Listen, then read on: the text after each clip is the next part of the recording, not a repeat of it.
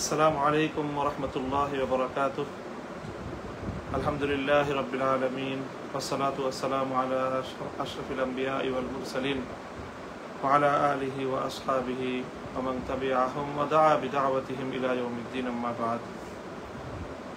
প্রিয় দেশবাসী, আজকে আমাদের এই লাইভ প্রোগ্রামের উদ্দেশ্য হলো আলহামদুলিল্লাহ বাংলাদেশে ভয়াবহ বন্যা, বিশেষ প্রেক্ষিতে যে মানবিক বিপর্যয়ের পরিস্থিতি তৈরি হয়েছে, তাতে দেশের অন্যান্য আপামর জনসাধারণ ও সংগঠন সংস্থা, আমরা আমাদের বাংলাদেশ খেলাফত মজলিস ও তার সহযোগী সংগঠন বাংলাদেশ খেলাফত যুব মজলিসের পক্ষ থেকে আমাদের সাধ্যের আলোকে আমরাও ত্রাণ তৎপরতা আজকে বুধবার, গত বৃহস্পতিবার থেকে মূলত আমাদের পূর্ণাঙ্গ ত্রাণ তৎপরতা পরিচালনা শুরু হয়েছিল। সেই হিসেবে আজ এক সপ্তাহ অতিক্রান্ত হলো আমাদের ত্রাণ তৎপরতা। আমরা ফেনীর সালাউদ্দিন মোড়ের কাছাকাছি আলিমউদ্দিন রোডের আমাদের সেখানে স্থাপিত কেন্দ্রকে কেন্দ্র করেই আমরা বিশেষত ফেনী অঞ্চলে আমাদের ত্রাণ তৎপরতা গত এক সপ্তাহ যাবৎ আমরা পরিচালনা করেছি। এ পর্যন্ত সেখানে আমরা দস্তরখানা সহ অন্যান্য যে কার্যক্রম পরিচালনা করেছি, তাতে আলহামদুলিল্লাহ ইতিমধ্যে আমাদের যেই তৎপরতা পরিচালিত হয়েছে তার একটি সারসংক্ষেপ হলো 30,750 জনের মাঝে খাদ্য বিতরণ করা হয়েছে, রান্না করা খাবার 123 ড্যাগ। বিভিন্ন স্থানে ভ্রাম্যমাণ মেডিকেল টিমের মাধ্যমে 1000-এর বেশি পরিবারকে চিকিৎসা সেবা দেওয়া হয়েছে। ভারী খাদ্য বিতরণ করা হয়েছে আনুমানিক 2480, অর্থাৎ প্রায় 2500 পরিবারের প্রতি, যাতে প্রতি প্যাকেটে ফ্যামিলি প্যাকেটে ছিল চাল 3 কেজি, ডাল 1 কেজি, পেঁয়াজ 1 কেজি, আলু 1 কেজি ও তেল আধা কেজি। এভাবে আমরা একটি প্যাকেট করে প্রায় 2500 পরিবারের কাছে এই খাদ্য দ্রব্য আমরা পৌঁছে দিয়েছি। শিশু খাদ্য বিতরণ করা হয়েছে 450 প্যাকেট। 45টির অধিক স্থানে শুকনো খাবার বিতরণ করা হয়েছে। মোমবাতি, গ্যাস লাইট, কয়েল 1000-এর অধিক পরিবারের মাঝে বিতরণ করা হয়েছে। নগদ অর্থ বিতরণ করা হয়েছে বিভিন্ন জায়গায়।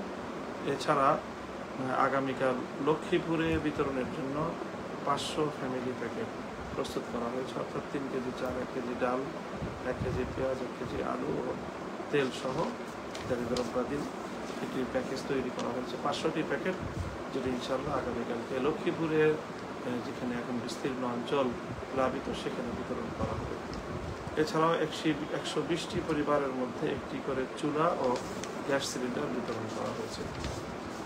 তো দেশবাসী, দেশ ও প্রবাস থেকে অনেকেই আমাদের এই ত্রাণ ফান্ডে আর্থিক সহায়তা করেছেন।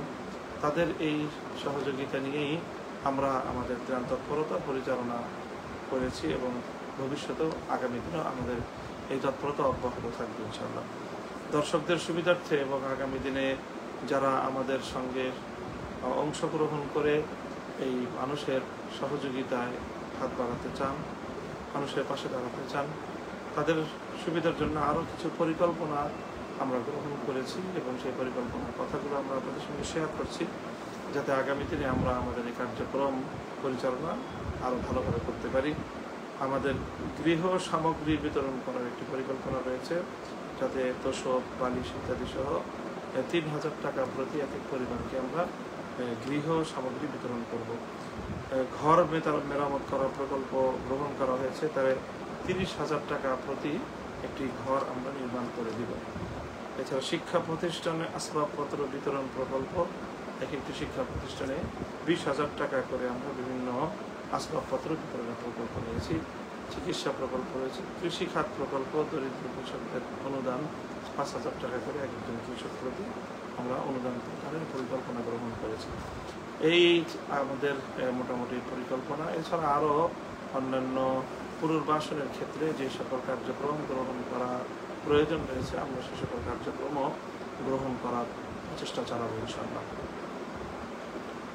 তো যারা এ পর্যন্ত আমাদের এই তৎপরতা পরিচালনায় আন্তরিকভাবে সহযোগিতা করেছেন, অর্থ দিয়ে অংশগ্রহণ করেছেন, অনেক জায়গা থেকে অনেক সংগঠন, অনেক এলাকাবাসী, অনেক ভাইয়েরাই তারা অর্থ সংগ্রহ করে আমাদের ফান্ডে তারা জমা দিয়েছেন এবং সেই অর্থ সংগৃহীত অর্থের মাধ্যমেই এ পর্যন্ত আমরা আমাদের ত্রাণ তৎপরতা পরিচালনা করেছি।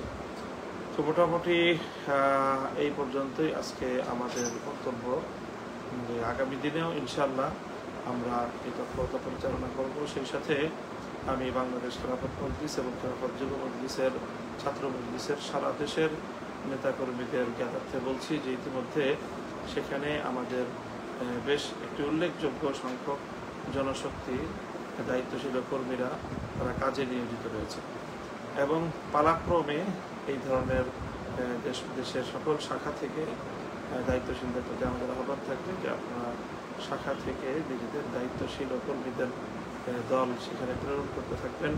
সেখানে আমাদের ক্যাম্পে দায়িত্বশীলরা রয়েছে তাদের সাথে সমন্বয় করে, তাছাড়া কেন্দ্রীয়ভাবেও আমরা একটি সমন্বয় সেল তৈরি করেছি। সেই উভয় জায়গায় আপনারা যোগাযোগের মাধ্যমে আপনাদের সারা দেশ থেকে দায়িত্বশীলদেরকে সেখানে যেতে হবে, কারণ অনেক কাজ সেখানে রয়েছে।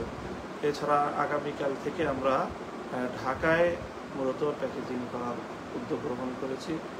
ঢাকায় প্যাকেট করে তারপরে এখান থেকেই আমরা কন্টেইনার করে করে আমাদের সেই ফেনীর ক্যাম্পে আমরা খাদ্যদ্রব্য প্রেরণ করব।